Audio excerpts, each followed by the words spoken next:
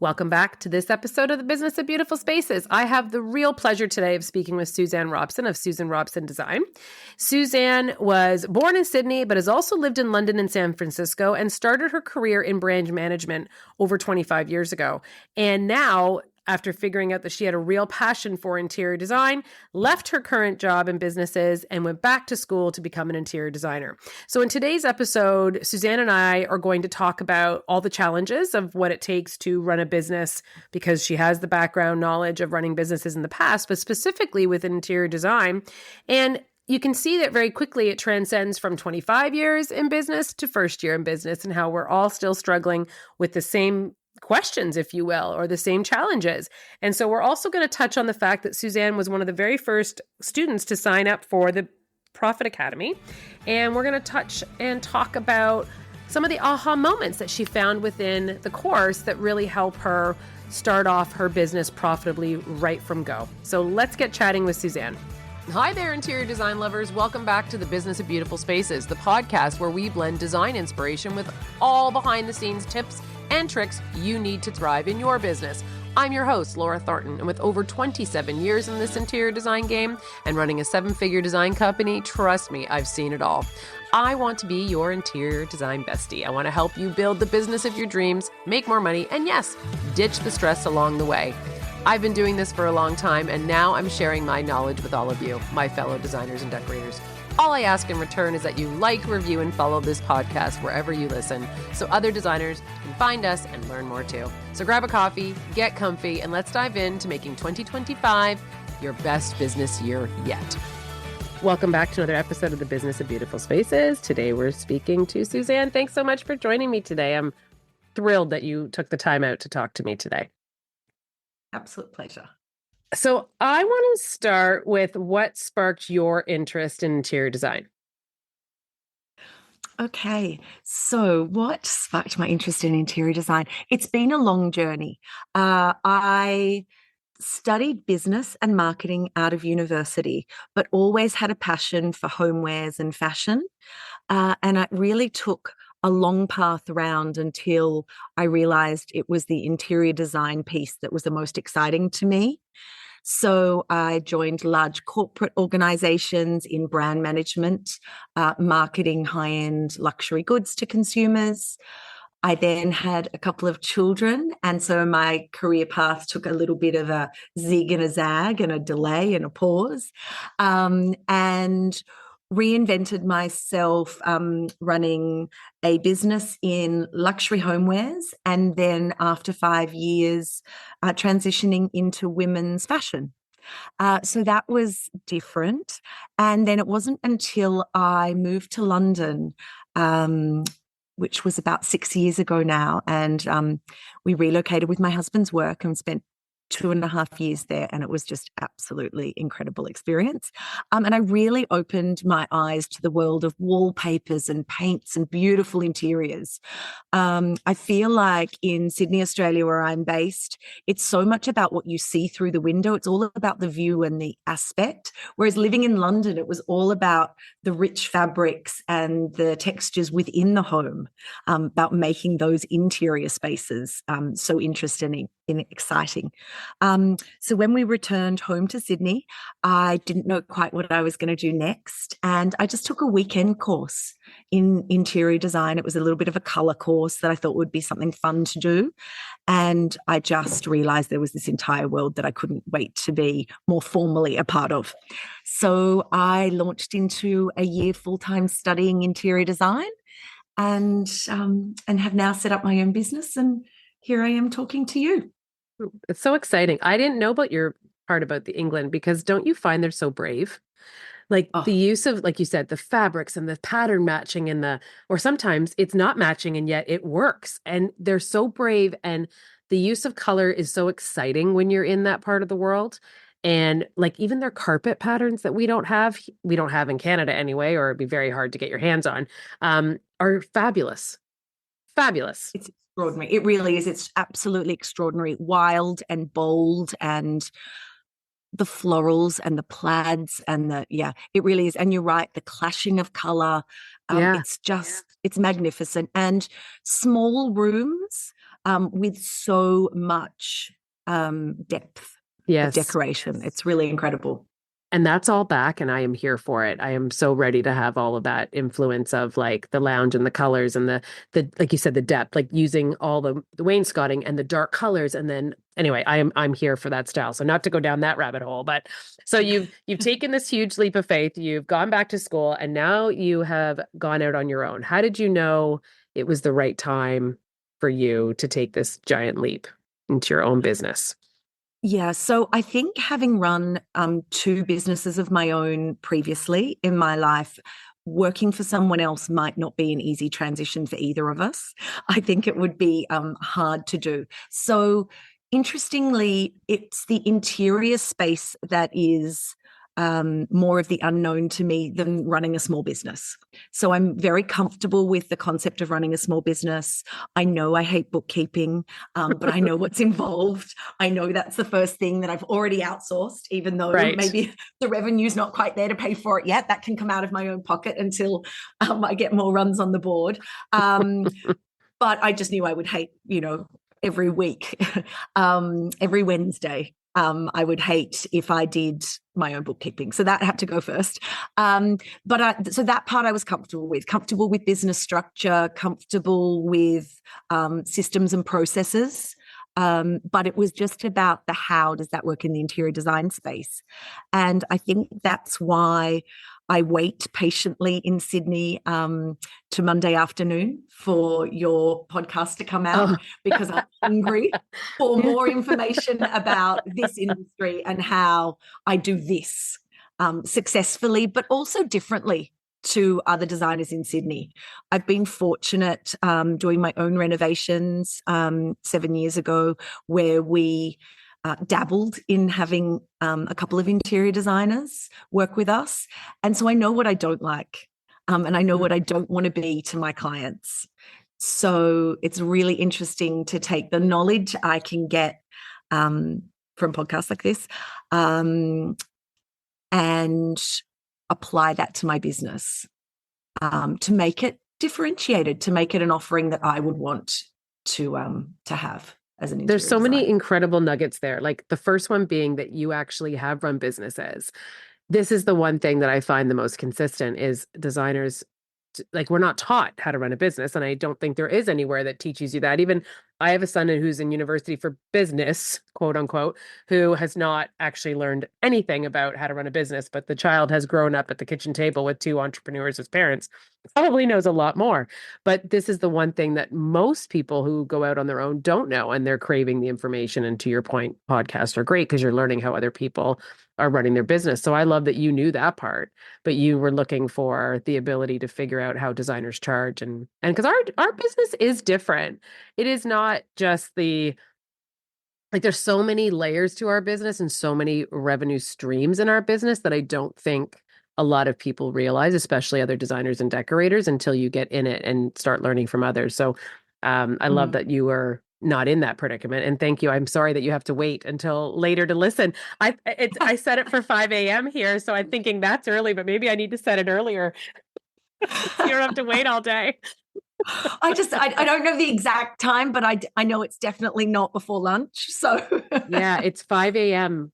Our time. So, and this has been a challenge for me with the time change for you and I. So if it's 9 a.m. for you, yeah, you're probably getting it on still Sunday night, are you? Anyway, am I doing that math right? no, if Because you're if it's doing Monday 5 a.m., so it's my Monday afternoon. okay, so you're 7 p.m., right? Yeah.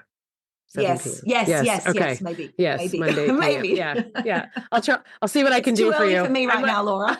I know. I'm sorry. It is early for you. Late for me. I'm at the office late and you're waking up. So, Yeah. but that's why I said thank you so much for doing this because everyone who's listening, we mucked this up a couple of times with the time change in the day. So I said Tuesday, but Tuesday is a different day in the week for you. So anyway, this is We're like here take now. 3. Yeah, we've made it. So okay, what has been your biggest stressor of running an interior design business, separate from what you've run in the past? What are you finding is I guess, the most challenging thing you've faced so far?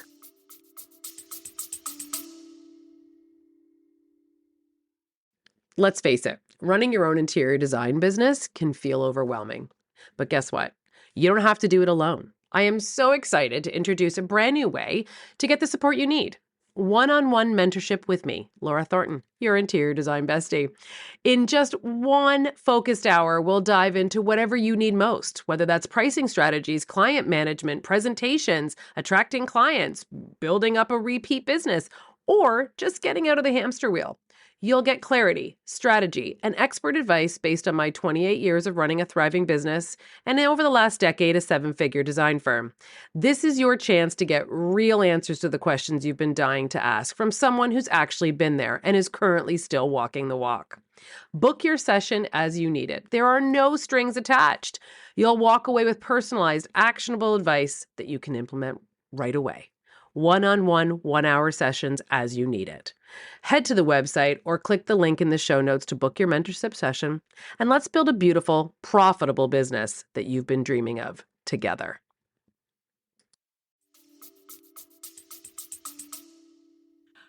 So I think there's probably two. One is navigating the non-obvious supplier route. So something that I learnt, and I'm sure we'll talk about, is I took a course that you were running, and the Profit Academy, and that really explained some really interesting nuggets of revenue streams that I wasn't aware of in interior design. So I obviously understood that you bill for your time and there's multiple ways to do that. And I had an opinion on that already, having worked with an interior designer. So I knew I did not want to charge by the hour, and I wanted to quote by section of project, because I knew that irked me so much when I was getting these fortnightly or monthly bills of someone driving around the suburbs looking at a dining room table, and we still didn't have a dining room table, but I'd paid 6.5 hours of their time driving around looking at something. So I knew portions of that, but one of the challenges has been finding custom furniture supplies, for example. I haven't found that as easy as I thought it would be.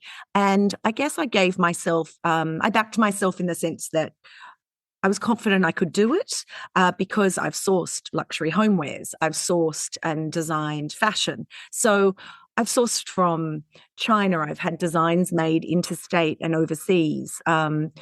Luxury homewares are made all over the globe. And there's the logistics and the ordering and everything for those. I've been to home and product shows before. So all of that felt familiar. But custom furniture, particularly larger pieces like sofas, occasional chairs, ottomans, I found that challenging. So I'm still working through that. I definitely haven't found my preferred trade partner in that space. And then I think the second major challenge is the patience and the education required in getting a client who hasn't worked with an interior designer before. So selling and explaining a solution and a process that they know they need, but they truly don't understand. And I like both of those. So, I mean, sorry, I didn't mean to. I think we had a delay there in the so the supply route is, I feel like, something that every challenge for everybody, and obviously where people live in the world is clearly going to have a different challenge. But you and I were speaking about this before, and the key is always you want things that you have access to that will allow you to not be comp shopped, so that if you are selling furniture as opposed to just design time, then you can have that leverage that nobody is shopping your price point. Nobody is able to match what you're doing because it's a custom piece. In addition to it being such a selling feature that you can customize this furniture to your client, regardless if maybe they're super tall or maybe they're not tall, maybe they're a little bit on the shorter side. Forget all of those logistics that are a definite bonus. They're just having a bespoke piece that nobody else has, and you can customize all that furniture to them. So I know that is a challenge for everybody, but you got to kiss a lot of frogs till you find the right vendor. And once you do, you'll build up those relationships that'll allow you to start increasing what you're able to make on those products as well as you start learning with that person. But yeah, that is a challenge. And it sounds like you know the right avenues, go to the shows, talk to the people. And sometimes it's also you'd be surprised what other vendors will know from going to shows that you don't think about going to. Like Mm. again, we were talking about residential, we're all in residential. But sometimes you go to a commercial show that you wouldn't think you would have to be able to find some avenues that would help you, but there might be people there that A can direct you the right way, but B, you might find the person you're looking for, and it just wouldn't have been a thought for you because you don't need That's 12 great chairs the advice. same, Yeah, no, that's great advice. a lot Absolutely. of the Yeah, time. yeah. The other bonus of that is commercially rated furniture is actually rated for heavier individuals as well, meaning commercial furniture is typically rated, like let's say a dining chair. If you buy it from a retail store, you might be 225, 225 pounds. So I don't know a lot of men that aren't 225 pounds plus. So if you think about some of these wire chairs, like for example, and I'm not knocking this store, but like we have Home Sense. I know it's Home Goods in the States. I'm not sure what it's called in Australia, but I know you have it. It's the TJ Maxx group. They definitely hit Okay. a price point for maybe not our ideal client. But my point was going to be is those chairs are not rated over 225 to 250 pounds. So right there, the durability is not going to be a 10-year chair. That is a very short-term chair. But if you get into commercially rated furniture, they're rated upwards of 350 to 500 pounds. That's a massive difference. That is right there a selling feature to any client who just based on that will know that the durability of that chair, if there's a person sitting on a chair and a child sits on their lap, you're not worried about the leg going out from underneath them. Or if somebody has somebody who is maybe a little bit overweight in their family, they're not worried about them sitting down for dinner. All of these factors are Mm. huge, but the commercial furniture helps you there. So sorry that I went on a bit of a rant, but this is how No, passionate I get that's so about true, and a finding these. really no, that's really good for us all to hear. So the second part that I like that you brought up is your patience in having to, I guess, sell your fees and your what you do for a living. But I know you said to find somebody who hasn't worked with a designer, but I have actually changed people's minds who have worked with a designer and have not had a great experience. I have been able to Mm. change their mind about working with a designer because you already have a process, which is phenomenal. You already know what you didn't want, which I think is amazing because you have worked with a designer. So I love that you know what you don't want to do. And I agree with you on the hours. It's been a game changer for me in my business, not charging by the hour, but I know that's a whole other episode. But I love that you are saying that is the patience of finding those people, which is huge. Because I've been doing this a long time and I still have to do that. I still have to do what you're doing. So I hate to burst a bubble that you think it might go away, but you'll be doing it for however long you decide to keep working in design. So, what made you enroll in the Profit Academy then? Because you sound like you have your stuff together. You know how to run a business. You have processes in place. You went to school to do it the way that Yeah. would teach you all the other things. But what attracted you to the Profit Academy? It was really about understanding the business of interior design at that financial level. It was about how do I maximize profits in my business from the get go. And I had confidence, I guess, because I've listened to all your episodes of this podcast at least maybe twice. And I was getting so much out of the podcasts. And I just thought if you're now going to concentrate on providing information that is directed just to interior designers, because obviously with a podcast, anyone can listen to it. And there's certain things that as an interior designer, we want, behind the scenes. Yeah, Running a business and how you profit from the goods and services that you provide isn't something that you share with all your clients and customers. There's certain correct. things that we need to keep within the industry. And so I just thought if you're going to take that a step further and create a course for interior designers with your wealth of experience, I'd be crazy not to do it as a continuation of my study and my education in this industry. And I'm so glad I did. It was Oh, well, I'm glad incredibly you did beneficial. too. Oh, I'm so glad to hear that. Because again, it was never the intent this podcast was to help. And then it was the most constant question. I'm sure if you listen to the podcast, sick of hearing me say it. And I'm quite sure you're probably sick of hearing me talk between the 30 plus modules and the podcast. But yeah, like it was the most common question. Like, how do you charge for this? How do you charge for that? How do you to the point where, and I would answer. So I was answering the same questions over and over and over again, but then I don't know. I mean, how much can you DM in Instagram, right? Like this was the other thing. So there was so many things and then you want to share more. And then I wanted to ask if they understood. But it was very clear because I know it was missing. It took me over 15 years to get this sorted out. And I left a lot of money on the table that upsets me in a way that's probably it shouldn't, because when you don't know what you don't know. But I'm happy to help others, and I'm happy that you're in a place where you get to benefit right from go. That you never will wonder. You don't have to try and figure it out. But to your point, when you said like you don't know, I think there's a lot of designers and decorators that are out there that don't realize that there's more than just your time. Like Yes. you can have a nice, you can have an, but you can have a nice income with just design time. You can, like it exists, it happens, people are doing it, but there's only so many hours in a day. So unless you are working 35 hours to 40 hours a day, where's your time to do your accounting, to your point, right? The first thing you outsourced. Where's your time to, there's still a lot of work that goes into running a business that's not billable. And it's not actually that you're probably working 40 hours a week. You're probably working on billable time less than that because you don't still need to do the business end of it. So you tap out. There's a point where there's only so many hours that you can bill. And let's face it, I mean, everyone's shaved hours off an invoice before. So I know you said you had a designer run around looking for a table 6.5 hours, and then you still didn't have a table, you know, and I'm sure she probably ran around for 9 hours, and I'm assuming it's a she, Probably. which I shouldn't have, and chopped off hours. And we were She's like, both I then can't send this. dissatisfied with the end result. But this is what was so crazy. So she probably shaved off hours. I still didn't have a table and didn't want to pay her invoice. Yes. And it was a fail on both sides. And I just thought if I could prevent that, if you were really going to share that information and educate me on how not to have to make that mistake and the 15 others.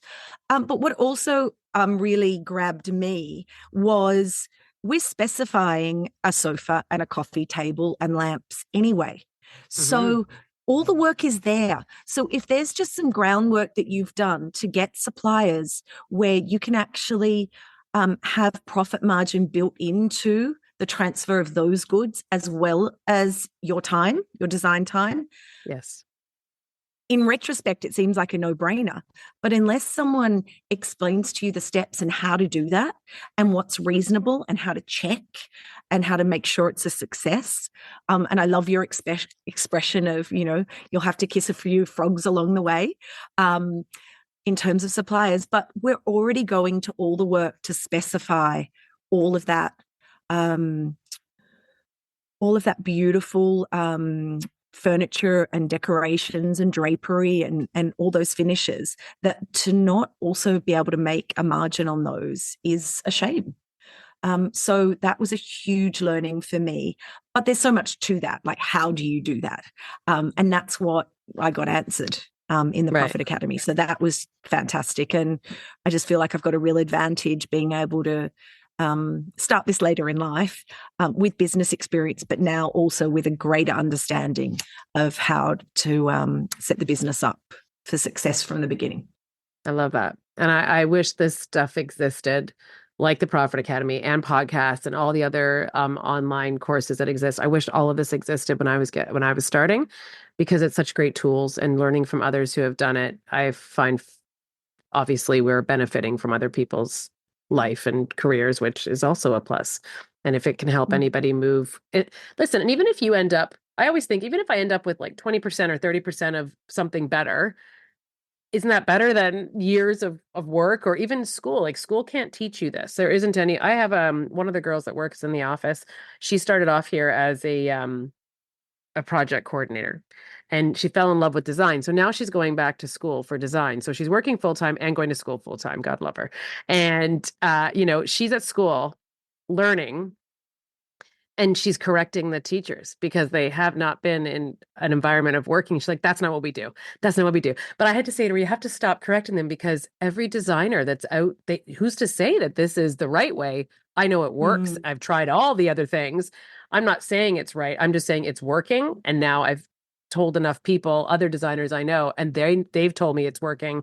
And they've had the aha moments where they're like, oh, I don't know how I didn't think about that. But once you know, you can do better and take it and move forward. So has there been any big aha moments or one aha moment that was really a game changer for you in the program where you were like, I never would have thought that that was something? I don't want to put anything in your, and you don't have to have yeah. one, but I know I'm putting you on Probably the two spot. things.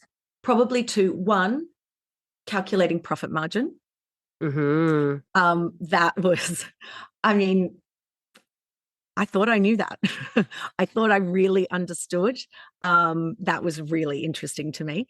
Um, and the second one was I wouldn't have paid enough attention to the importance of setting up my workflow, my contracts, my invoicing. I wouldn't have broken it down the way I now have set myself up to do, because you explained it so well. And you weren't apologetic for being clear with your customers and your suppliers about contracts and about each stage and about signing another small contract that covered that scope of work or whatever it might be. So I thought that was really interesting to me. And having worked with so many clients and suppliers over the years, I just knew that was invaluable experience and that I didn't need to do trial and error. And I could just take that model, apply it to my business and my marketplace in Sydney. And yeah, I feel really comfortable and confident now delivering that to my clients and explaining how the business works and that we're both responsible for this going smoothly. I thought that was really interesting, really outlining how the client can ensure the process runs smoothly and we both enjoy the process and have a Mm-hmm. great outcome. Well, I think it elevates your business too when you're protecting them and yourself all the way along. And it opens the discussion every time you have to sign a contract during the process that here's a time to ask me any questions you want to ask me. Because I do find our job very repetitive. Like I repeat the same things over and over and over again to my client because it's a long process from the initial reach out to discovery call to signing a contract. Like it can be months, and you and I, funny enough, talked about this before we hit record. It can be months before you actually signing a contract to just do the design work. So things that you have said months ago, you just want to make sure that you're always covering it so that it's not a shock to them when, something comes up. You're like, no, remember we talked about that? Like at least you have that moment that you get to repeat. I love that. Yeah. And did you have a contract? Had you already invested No, in? No? no, I Okay. didn't. It was on my to-do list. Mm-hmm. Um, so yeah, it was invaluable. I love that. And anyone listening, I won't burden you with, but there is a big difference between profit margin and profit percentage. So do yourself a favor and learn the difference because it's a big difference when you're talking about dollars. If it's your It's a kids' lot of grades, dollars. if it's a test, who cares? This is where it really makes a difference. Your profit percentage versus profit margin is a big Yeah. difference at the end of the year. Yeah. So make Yeah. sure you educate yourself on that. That is one of the first modules because I got to tell you, I'm not lying. I feel foolish. I was in business 10 years. So if you don't know the difference, don't feel bad. Like I had no idea. Yeah. And I was talking to one of my vendors who I've been working with for over 20 years, and we were having a conversation last Friday. And we were on the phone together, and I said to him, no, not 20% profit. I want 20%. Like we were having this discussion about where my margins were going to be. And he was like, no, what's the difference? And I was like, oh my gosh, we need to talk. So I was actually there today and I was like, let me show you the difference. And I broke out my trusty calculator and I said, that's the difference. That's a big difference. And on $100,000 order, it's a huge difference. So I'm so glad that, yeah, you or me, I didn't know either. And this is the stuff. Where do we learn this stuff? Absolutely. And the confidence that you have the information to go back and say to your supplier, actually, I need Yeah, more you're than that. wrong. Like Yes. that's not going to help. That's not Yeah. enough. That's Yeah. not what it should be. Yeah. No, we can't be working at that. There is a point where you'll know your numbers so well, and it brings you confidence, to your point, that it's not worth doing. It'll actually cost you money if you're not at a certain percentage, because there's still time and effort and things that have to happen. And so if you're not meeting certain numbers, you have to know when to cut and run. And this is when you learn so much about your numbers, and you learn so much about how to run a project to be profitable, that you'll very easily see if it's not, and you're going to kiss some more frogs, and you're going to find the right one that works, that makes your business profitable. So I know, I'm sorry, I keep going. I get so passionate about it because it's once you start, I know, only because I had my head in the sand for such a long time with money, that once you start taking the reins of your business and your income and your profit margins, it's so empowering.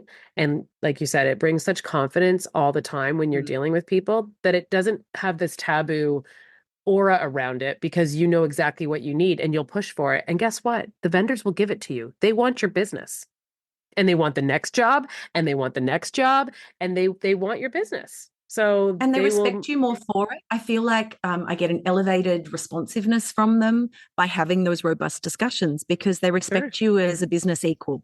Yeah, it's true. And so will your client, because you'll know your numbers so well that you'll be able to give approximities on projects. Not that I'm saying to do that, like that's not ideal when you'd really do, but if you start knowing your numbers, you will be very confident in saying to a client, well, that'll run you between this and this amount. That bathroom might be this to this amount, depending on your Yeah. finish range. But it gives you all this confidence because you know your numbers. So yeah, thank you for that. I love the profit margin and the contract, because your contract is a gift to you and your client. It's like I call it your best friend, because you can blame it Yes. for stuff and you can use it to your advantage, both while protecting you and your client. So let's talk about strategies that you learned in the course that you're applying, because I know you've already now done the contract, and Yeah. you have worked on the profit margin versus profit percentage. Is there any other strategies that you could see implementing right away in your Oh, business? absolutely. Absolutely. I loved your New Year annual review of all your subscriptions and monthly Mm-hmm. costs and renegotiating. Just, it's not things we don't know. I mean, we know that we need to look at our subscriptions. We know that we need to negotiate our phone contracts, whatever it might be. But just to do that in a disciplined way, write it down and then action it is very different just to knowing in the back of your head. So to be prompted just to put some discipline into the business from the beginning is really helpful.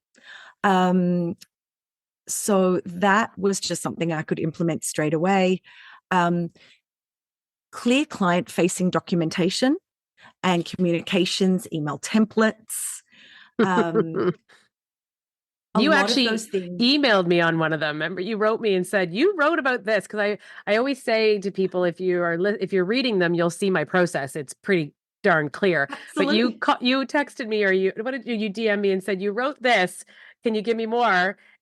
Was it the renovation guide? No, it was how to prepare for a Oh design yes, consultation. that's right. Yeah, so I just sent it to you. I'm like, here's mine. Yeah, Feel yeah. free to copy it, because it's in there, to be fair. But yeah, sorry, I didn't mean to interrupt you. But yes, and you wrote me, and I was like, here it is. You can welcome to copy it all you want. Yeah.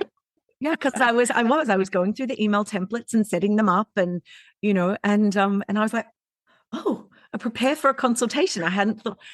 And again, it's this, I don't want to call it over communicating because it's not over communicating. It's just giving the client or potential client as much information so they know how beneficial hiring an interior designer can be and Mhm. all the things that we will do for them and all the stress and hassle and loose ends that we'll take off their plate or the decision making will help them with. So, yeah, all of those email templates and communication devices was something. I now have a folder in my computer system called client facing documents. And I just go in and pluck out what I need at the Yeah. right time.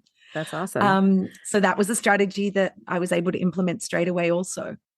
I love that. And you're elevating your business without even realizing, because people, they're reminded of you all the time. And then also you will stand out, because I'm going to guess that if you're up against three other designers, you'll be the only one that sent the reminder of your consultation is coming up, and here's what you can expect from me, and here's what I need from you, and I look forward to it, and thank you, thank you, thank you, right? But it's, you just keep leveling up. And I mean, let's face it, we are a luxury service. I don't care what gamut of clientele budget you're looking at. It is a luxury service to have money left over in your budget at the end of the year to be able to afford a designer to help you pick a sofa. Probably a sofa you don't need. You just want. Like, you just wanted a new sofa. So if you have extra money at the end of the year to hire someone like us to help you, let's make that service undeniable so that the next time they want to work with you again because you made it so easy. And that's how I've always thought about things. So, yeah. And also the ability to then use those systems and processes and templates to scale my business, to not be the only person who is sending out email communication, so that when I grow my studio, I have the same systems and processes, and the clients are getting that consistent high level of communication from everyone in the office.